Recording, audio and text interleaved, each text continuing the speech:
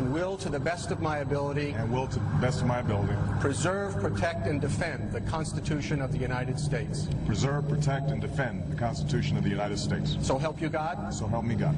I'm constantly getting emails and questions from good people asking me, how is all this legal? How could the government be allowed to take over health care? There are limited, delegated, and discrete powers of Congress in the Constitution. Stay with me on this and take a quick look at them. This is directly from the Constitution itself.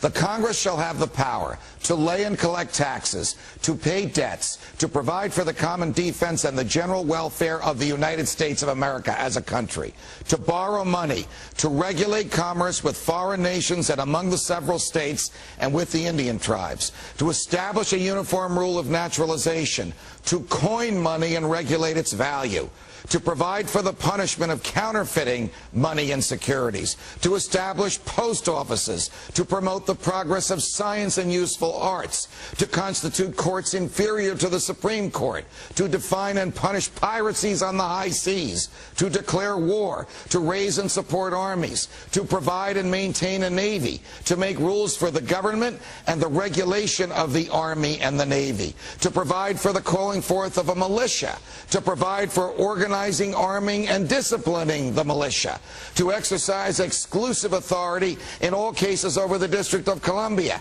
and to make all laws which shall be necessary and proper for carrying into execution the foregoing powers. That is it.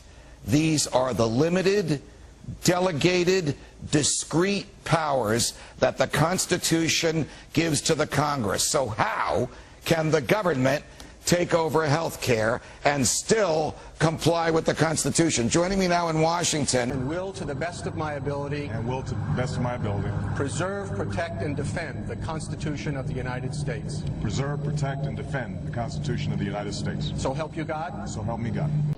When someone you elected is seduced by political power and betrays you, petition them, oust them, banish them.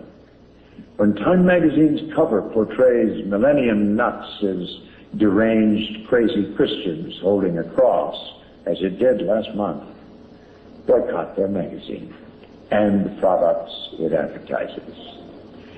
So that this nation may long endure, I urge you to follow in the hallowed footsteps of the great disobediences of history, which freed exiles, founded religions, defeated tyrants, and yes, in the hands of an aroused rabble in arms and a few great men, by God's grace, built this country.